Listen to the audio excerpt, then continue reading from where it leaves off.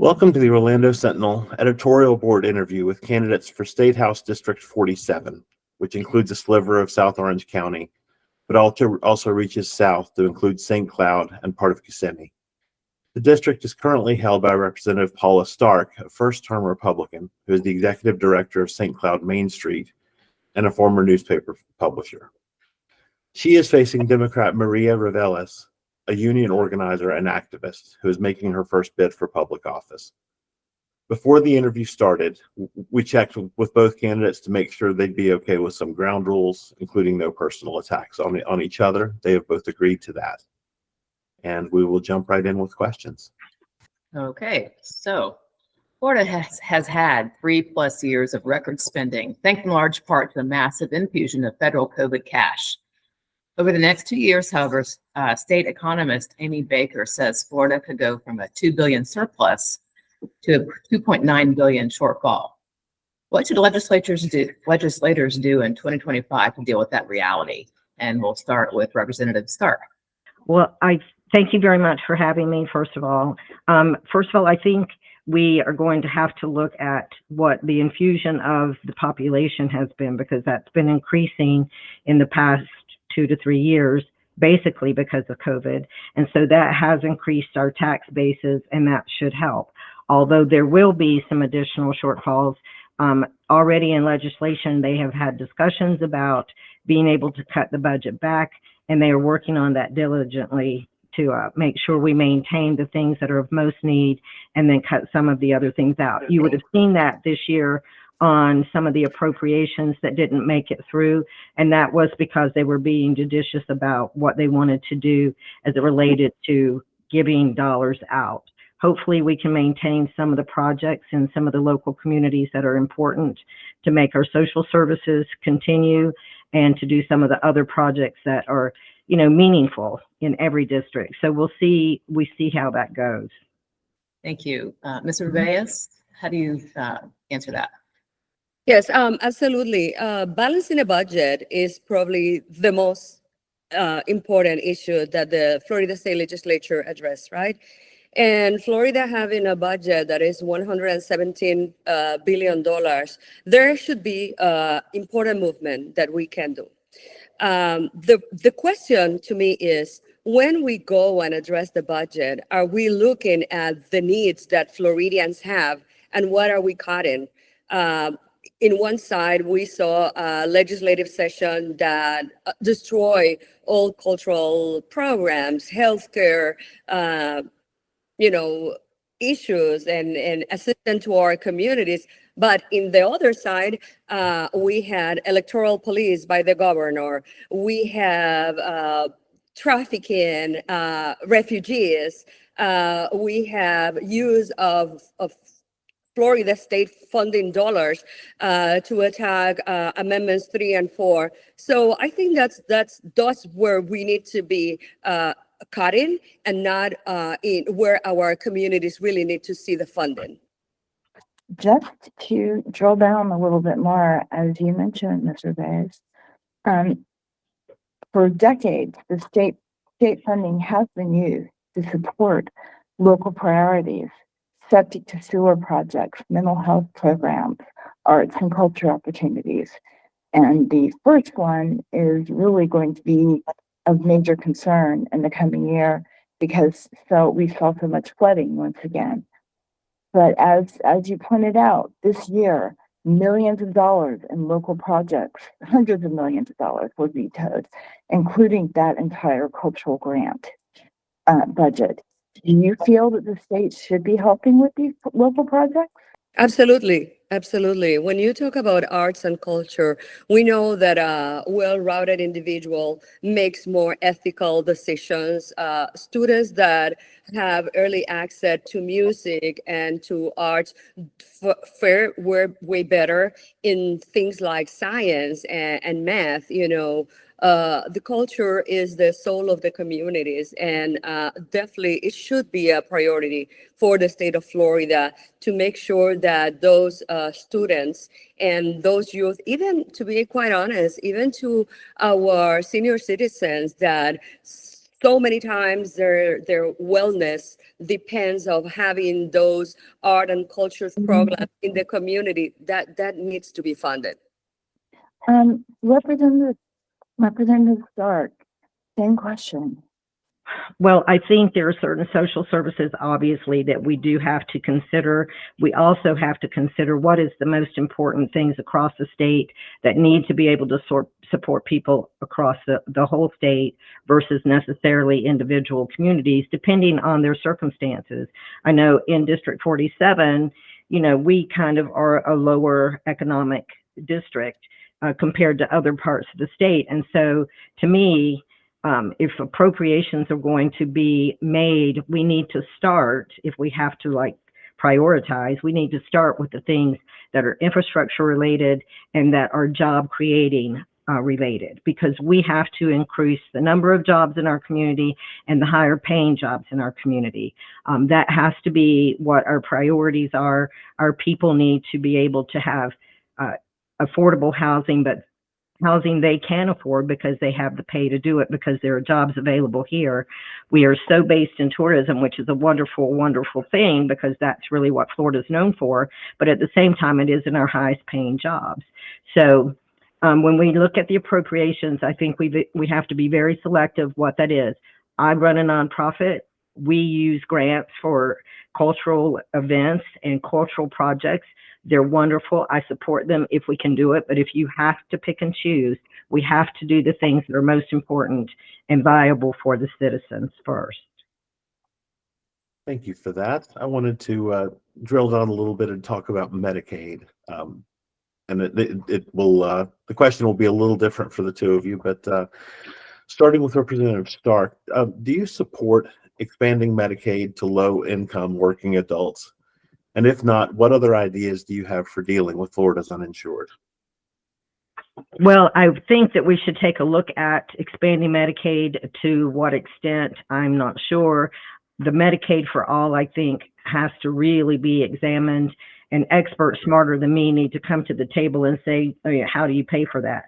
That the Medicaid issue itself was one of the reasons why I voted against tort reform.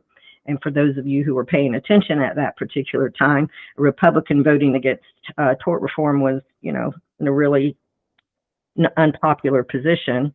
So the reason I did that, it wasn't necessarily because I don't believe in tort reform, but it was because the other side of that gave only Medicaid prices to our physicians, which meant that our more vulnerable citizens who have been in accidents and need to be made whole again can't be made whole again, because they're going to go to doctors who aren't necessarily taking Medicaid. So they were basically forcing all doctors to take Medicaid rates to take care of some of our citizens who are the most vulnerable. So I think we have to take a look at that piece of it as well. What kind of care are we going to get if we go straight to Medicare? So I would like to balance both of that out somehow if we move forward with that particular issue. Thank you for that. Mr. Revelles, if you are elected, you'll be part of a minority party. Do you see a path to convince the Republican majority to expand Medicaid? And if not, what kind of strategies do you have for handling the Medicaid issue? Absolutely. I see not only a path, but an imperative. There is a need to do healthcare expansion in Florida, and Medicaid expansion as a survivor of cancer is part of my platform. I mean, I saw two people during my cancer journey that said that they were just going to let the illness run their cars because they had no access to healthcare, and that's unfair, and that shouldn't be right. Definitely you see that there is appetite on the other side across the aisle to do some sort of alleviation to the residents, to their constituents. That is not a partisan issue. That is a human necessity issue. I think bipartisan is the way to go. I know that we have to bring to the table those that are personally impacted by the illness. We have to bring to the table the healthcare industry and also healthcare workers and labor unions that have dealt with this issue for many years. The funding that should be coming from the federal government, and that year after year we choose to leave at the table. We're just one of 10 states that don't have Medicaid expansion. Floridians deserve better. So bringing the issue across the aisle, working with those, Republicans that understand that their communities, that our communities need some sort of help in the right to have access to healthcare, bringing the stakeholders and inviting those constituents and the people that know how much the difference in their lives will be to have Medicaid and access to healthcare. That is the route to go. We'll switch gears a bit and talk about vouchers. So the state recently passed universal vouchers. Do you support them? And what accountability should the legislature require of the schools to take the vouchers? And we'll start with Ms. Revelles. So I want to say something. I am in no way against private or public schools, right? I think that there is a space, for both. I am a strong defender of public schools. I think that is a shame and a pain that our public schools are in the bottom of funding, that the state of Florida is paying our teachers less to anyone. So definitely we cannot keep robbing from our public schools, from our children, from our public institutions to give to the other side. The vouchers should come from other funding. It cannot come from public school. Our students in public school need to be strengthened. They need to have all the resources that they need. Our teachers need to be paid better. And I think that needs to be said. On the other side, if we are going to support small business owners like private schools for whatever reason, like any other small business should be supported and should be, but where is that funding coming? I think it cannot be we cannot rob Peter to pay Paul. I think that's the wrong way to go, and that's a disgrace for the future of Florida. Thank you. Representative Stark, what is your position on vouchers and the accountability? Well, I do believe that we should have choice in schools. I think as parents and our grandparents, in some cases, that we should have the option to pick the best opportunity for the children we have. Different children have different needs, families have different needs. And I think that has made it, at least from the feedback I've gotten in our district, it has made it easier and better for a lot of our people. I understand the concern about the public schools. I talk to our superintendent on a regular basis and talk about the issues that we have here in our district and county. One of the things that we need to realize, especially like in District 47 and Osceola County, we're growing so quickly that we're having to build more and more schools. So if that is a problem as far as finances is concerned, that's offset by some of the private sector that is now taking on the students. So we have to kind of look at that balance, I think, for sure, across all districts, but ours in particular. I think the growth has just been tremendous, and that is a way individually for this district to manage the dollars. So far, I have not heard a lot of issues as it relates to the concern here locally with the dollars coming from the school funding. If that comes forward, I think we need to take a look at what we need to do to offset it. But I think just the pure growth of it, it does help manage it. It also gives people opportunities and choices. And, I support anything that comes to the table that helps that. And also, this past session, we did increase pay for teachers. I just wanted to make sure that everybody was aware that that did come across this year. So hopefully we will continue to have those conversations as it relates to our school-related business and business people. Thank you. And we'll stick, the next question will stick with Ms. Stark to start. Would you be willing to support or file legislation that would give counties greater discretion in the use of tourist development taxes? Yes, I would. That probably is one of the big things that I've had discussions about from when I was running previously with the tourist development industry. I think if there are issues that our individual communities are having to deal with, in our case, roads and transportation, I think we have to take a look at whether or not a percentage of that, if it is affecting our roads, our schools, whatever that particular situation is, I think there has to be consideration given to some of those dollars being moved over to support that particular issue. That's not always a popular stance, but I believe that our individual communities, our individual municipalities know better than we do as a statewide, because we're not all cookie cutter. I think we do need to take a look at that. Thank you. Ms. Revelles, what is your position on the tourist development tax? Absolutely.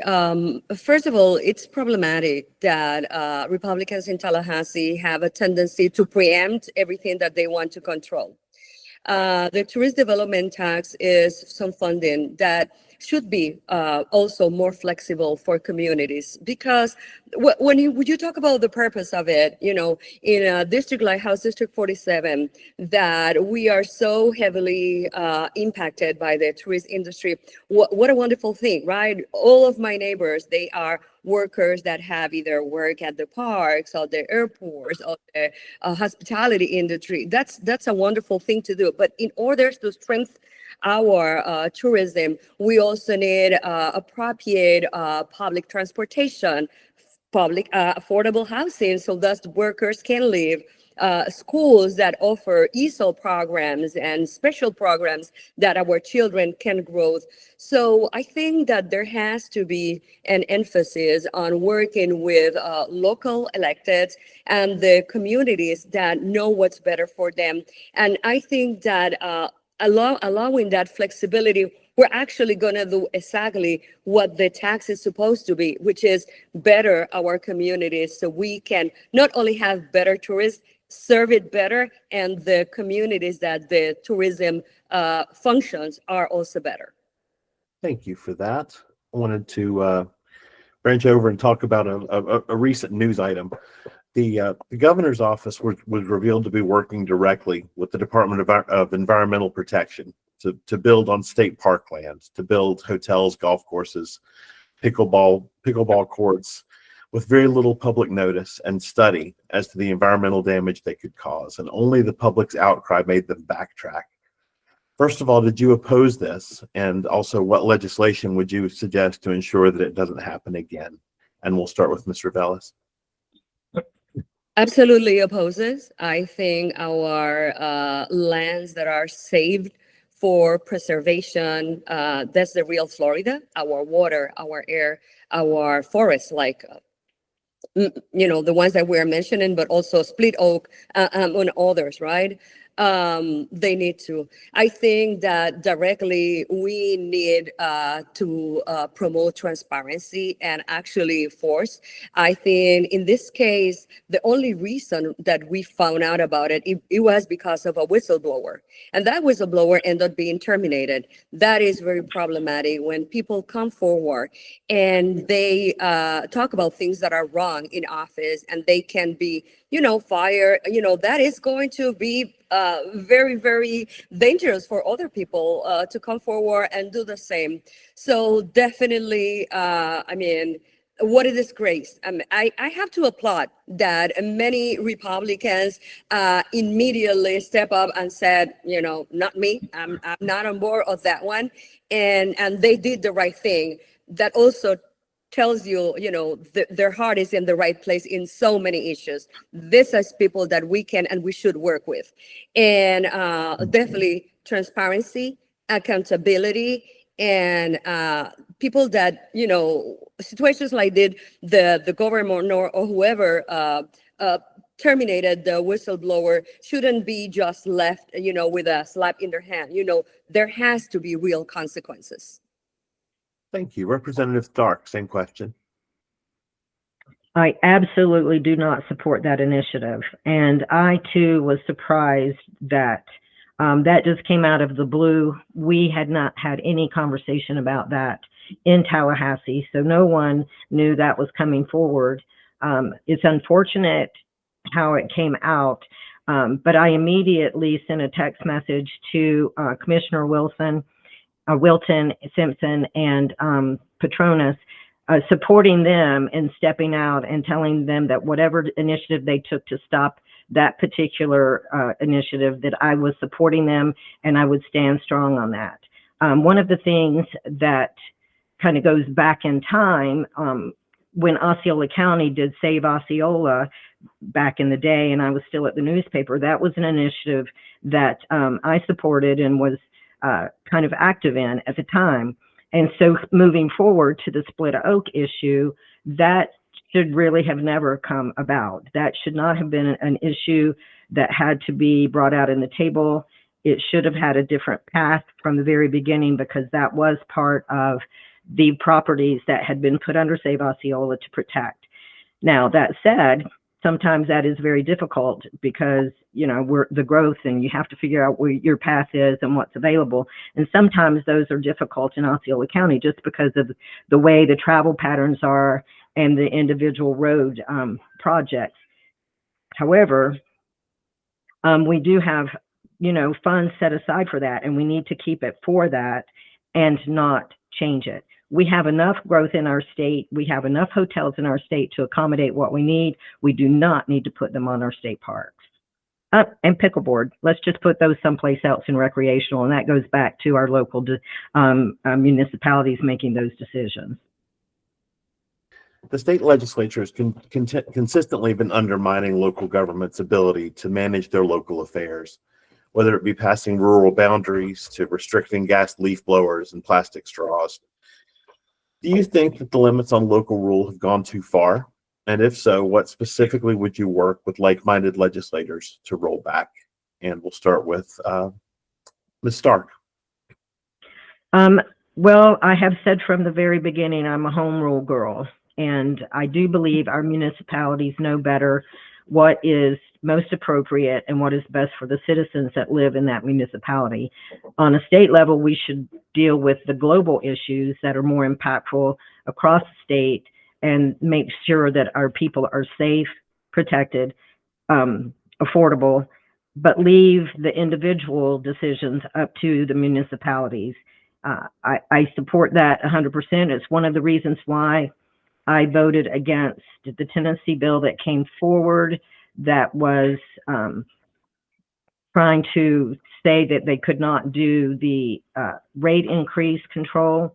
That was an initiative that was on the ballot in Orange County. It passed, the people voted for it, and that particular bill would have undermined that vote. To me, if your people vote, that's what we should consider is the policy. That's what we're supposed to be about, representing the people. And so I am an adamant, talk about the people's voice and municipalities being able to have most of the control over what they are doing. Thank you. Ms. Revelles, same question for you. Yes, sadly, when you have a supermajority controlling a legislature for a long time, they tend to vote in group. Doesn't matter what they say that they're going to do, they tend to vote on group and support a legislation that is not good for the communities, right? I think all the preemption rules that we see in Tallahassee constantly are approved for them. I think that is very important that at a local level, there are conversations about minimum wages, because minimum wages definitely, are a very big difference where you live in a city versus in a rural area, and what's the impact that has in your life, a rent control or not. Even when Key West wanted to have some control over the cruises that will come to their shore. So from that to even more important issues like the issue of sanctuary cities that have happened, across the nation. So I think that we need to stop that supermajority in Tallahassee that is preempting, making decisions across the state of Florida without taking those communities into consideration. And I think there has to be a stronger conversation. And I think that we have a lot of local allies that think like me on this issue, and that they would like to have control over their local decisions versus statewide passing blankets. The devastation of Hurricane Helene and Milton is still being tallied, but one tragic trend is emerging. Many of those who lost everything, including seniors, had dropped their insurance policies because they simply couldn't afford it. Florida residents pay more for, and in many cases get less from, their property insurance policies. Lawmakers have been dragged back to Tallahassee time and again to fix it, but there's been no fix in sight. What is your plan for rescuing Florida's property insurance market? We'll start with Ms. Revelles. Absolutely. What a great question. What a timely question, right? Everyone right now is thinking about that insurance and how to bounce back from it. I think there is a couple of things that we need to take into consideration. The legislature has come back several times in special sessions with no results to a bill, nothing to show for it, because simply they have make a decision to give one time and again and again and again the insurance industry just a blank check.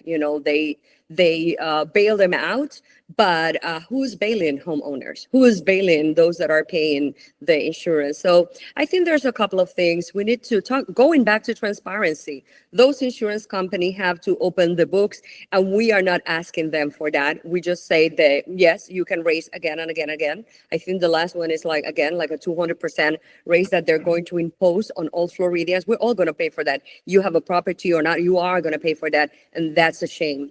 I think the kind of rules that they have, like they can just open a shell company and close it back without any, forensic investigation. I think that's very problematic as well. And also, when are we going to address the root cause on the issues, right? We eliminate out of the language of Florida words like climate change, global warming, eliminating, erasing it doesn't eliminate the actual issue. We need to start having conversations about how are we going to reverse all the damage that fossil fuels are doing to Florida. We need to bring home insurance and insurance companies accountable, bring them to the table, and we need to start electing legislatures and elected officials that are not simply gonna rubber stamp whatever insurance companies want. Thank you. Representative Stark, same question. Yes, thank you for that. First, I'd like to talk about a little bit of the positives. Besides the fact that insurance is the number one issue, it is exactly the number one issue in District 47 as I talk to our constituents. But the good news is on October 9th, the insurance commissioner came out with a report saying that both State Farm and Progressive have both committed to staying in the state and addressing this issue, along with USAA. So those are good signs. We also have had at least 10 to 15 new companies coming into the state, which hopefully in the long run may be impactful. 15 have filed, that ends up with 22 filings of companies who have asked for rate decreases. So hopefully this trend is starting to shift some. Now, how real is that and when will that start impacting us? That's the unknown. And so we do need to take a look at that. I am concerned about the high rates of insurance. People are losing their homes. They're right now choosing to sell their homes because that's the most prudent way to go for them personally versus having to lose their home through the insurance. And so that is something that we have to come back to the table, I think, and take a look at. We also did this past year, starting October 1, there is the tax insurance relief. for this coming year. So hopefully people will realize some savings. It isn't a lot, but at least it's helpful. I do think there are other options that we need to take a look at. Number one, we have to stop building in places we shouldn't be building. We're putting people in homes at risk, number one. Number two, maybe one of the things we need to do with our insurance companies is look at this nationally and have a strategic plan for rates across the whole country where there's some people more impacted than other people. And then maybe it is like a compromised rate for all insurance companies. Thank you for that answer. I wanted to jump over and talk about a couple of constitutional amendments that will be on the ballot in November. First of all, could you quickly give us your position on Amendment 3, which would legalize marijuana for personal use without a need to get medical authorization? We'll start with Representative Stark. Yes, I personally am opposing this particular initiative. I understand both sides of it, but I think the community doesn't really understand both sides of it. I think some additional needs in investigating exactly all the nuances needs to happen. I'm really concerned with mental health and what is happening. On one hand, we talk about, that is a way for people to address their mental needs, but we already have that. We can get a medical marijuana card. That doesn't seem to be all that difficult either.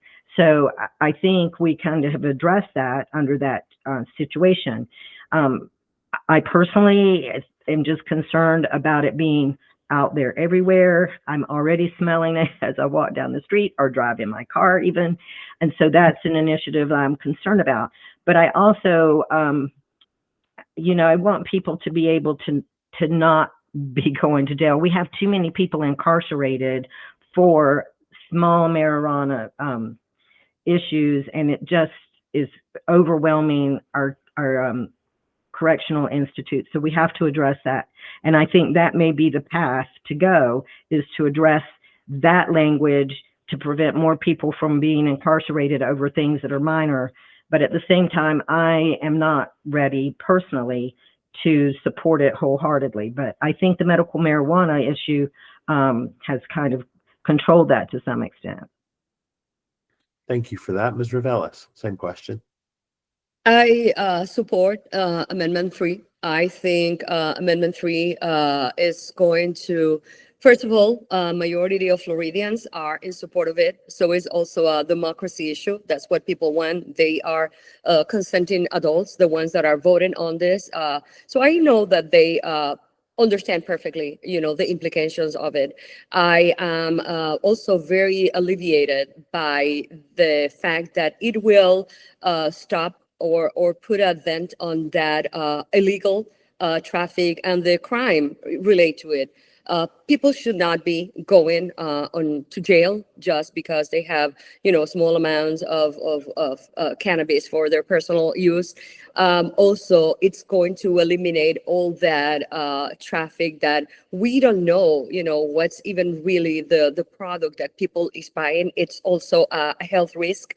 So definitely all of that is important. And plus, it's going to bring tax revenue to the state that we can put into healthcare, into mental health, into support health education in schools. So definitely, I know that this is something that should pass. Definitely, it's a wise direction to go. If history tells something, what happened with alcohol in the past, all that criminal and gang activity that was around the alcohol industry, pretty much died. And we should see the same, with time and with the adequate efforts once we are able to pass Amendment 3 in Florida. Okay, on to our last question. How will you vote on Amendment 4, which is meant to protect reproductive rights, including abortion access for Florida women? And if it passes, what response do you see from the legislature? And we'll start with Ms. Revelles. I support wholeheartedly Amendment 4. I am a mother of 5 daughters. all in reproductive age. It hurts me as a woman, as a Latina, as a mother, to think that my daughters here in the state of Florida, in the free state of Florida, are going to have less rights than my mother and my grandmother had in Puerto Rico. That is wrong. That is politicians playing with women's bodies and again silencing and putting us under control. Abortion rights and healthcare reproductive rights are healthcare, and that's the bottom line. And it goes up deeper and deeper when they start talking about IVF and all those horrible discussions that they have had in Tallahassee. I think it's going to pass. I think it's going to pass overwhelmingly. And I know we are going to have, again, issues in how to implement in Tallahassee, because that's what we have been, right? A couple of years ago, we had the Amendment 4 to returning citizens the right to vote. And Republicans have gone through hoops, to make that impossible, arm twisting the will of Floridians and voters and their own constituents. I know that it's going to be a battle. I know that we need, a strong legislature of women and men that are in support of reproductive rights to have conversations. I know that we are going to have to bring those women that have been personally impacted. Like we know that there have been, women that have been bleeding in parking lots across the nation. Florida shouldn't be that. That's not what we need for our future. I know that we need to work, and we will work across the aisle to make sure that women's reproductive rights and their lives are protected in Florida. Thank you. Representative Stark, you want to wrap us up? Yes, thank you so much for this question. Obviously, but in both of these initiatives, or any initiative, I'm always happy when they go to the ballot, because it is important, again, for our people to voice their opinion and voice what they would like to see in law. So I'm glad that this is on the ballot along with Amendment 3. For those of you who may not remember or know, I was a no vote. I was a Republican no vote on the abortion bill when it came up. I was not on the floor at the time of the vote. I had to vote afterwards. It is a bit of a story about why I was not on the floor. I was sent to a committee meeting, and so therefore I was told I could vote after the fact, which I did, which was no. Unlike some of the information that is currently coming out, that is absolutely a position that I took. I took that position when I campaigned last time. I said I would not go less than 15 weeks. For the abortion bill, we should have stayed there. That's a compromise for both sides. And it should have been something that we just didn't touch. But we chose to touch it. I stood against it, and it got a little painful. But at the same time, it now is on the ballot, and I trust the voice of the people, and I would support the voice of the people. I am not sure what will happen after the fact. If it does pass, I hope that as leaders in our state, that we all say our people voted and we support that vote. So moving forward, we will see, where that goes. Another issue that came up is House Bill 651, which is not an abortion bill. It was stated that I supported that. I supported that in committee, but behind the scenes, I said if it went to the floor, I would not vote positively for it. It never went to the House floor. So I just want to make sure to clear that up for our constituents so that they know the facts of what my position is on that particular issue. Thank you both very much for your time and your answers. Before we go to your closing statements, I wanted to remind viewers that the Sentinel will be making a recommendation in this race, but we don't expect you to just take our word for it. We urge you to take a look at both candidates in this race, in addition to our excellent news coverage, the candidates' websites, social media presences. Both will probably have other opportunities and have other opportunities available to watch, such as public forums. See which of them best represents your views and needs as a voter in District 47. And most importantly, don't forget to vote November 5th or before. And with that, we will go to closing statements, and we will start with Representative Dark. Well, thank you very much for having me today. I appreciate the opportunity to speak to you all and to speak to your readers and constituents. I want to voice my thanks to our constituents that sent me to Tallahassee. I hope and I think I represented them to the best of my ability. I did not always vote party line. I did reach across the aisle trying to establish some of the issues that were important to our community. Number one was the mobile home bill, House Bill 613.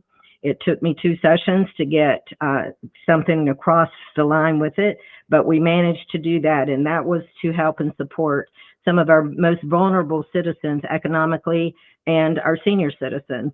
So with that particular bill, we were able to make sure that they had the opportunity to have home health aid care without any additional rate increases that were put to them. Also, it established a mediation process that was much more pliable than it was previously. So both parties can come together and they can mediate without having to go to DBPR first and create their own mediation. And hopefully, if their rate increases for their lots are excessive in their opinion, they can go to the table and mediate that. However, that said, I will continue to move forward with issues with the mobile homes because we have parks in our community that are absolutely being taken advantage of, and I will continue that initiative. I also am wanting to move forward on the autism bill for law enforcement training because we are having a large population in Florida. We are the #1 state with autistic citizens, and we have to address that.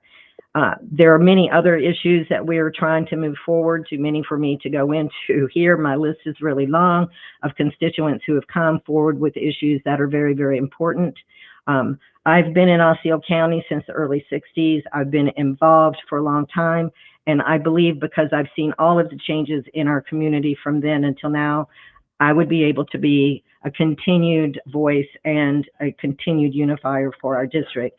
So thank you so much, and I hope you look forward to supporting me again this term. Thank you so much for that. And Mr. Vallis, if you would like to close us out. Yes, absolutely. Thank you so much for this opportunity to have a conversation with your viewers and with the editorial board. I am Maria Revelles. I am the Democratic candidate for House District 47, and I'm here to invite you to know my platform, and hopefully I will win your vote. I am a mother, I am a cancer survivor, I'm a labor leader and a community organizer. And as a mother, I am deeply concerned about the cultural wars that have been going on in our schools and in our community, attacking our children, attacking the healthcare of our daughters and our sons, and the deep cuts and disaster that the current administration has made into our public school. As a community organizer, I know of the struggles that our neighbors have every day, battling low-wage jobs and trying to juggle 2 and 3 works to be able to pay housing that is unaffordable and scarce in House District 47. And as a labor organizer, I know how we can fight and how we can also work across the aisle. I have been pivotal to bring legislation and policy my whole life, and I'm ready to do it again for the voters of Florida. The past 2 years have been disastrous for House District 47. We need an office and that has transparency and accountability, and I invite you to join me in this campaign. To all of our families, toda nuestra gente también de la comunidad hispana. It is time for change in House District 47. Please look at my website, Maria Revelles for Central Florida, and join me. Let's make change. Let's vote for change. And thank you again for this opportunity. Thank you both so much for your time and for your answers. I think this will be an interesting race to watch as we move forward to November 5th, and we urge everyone to vote.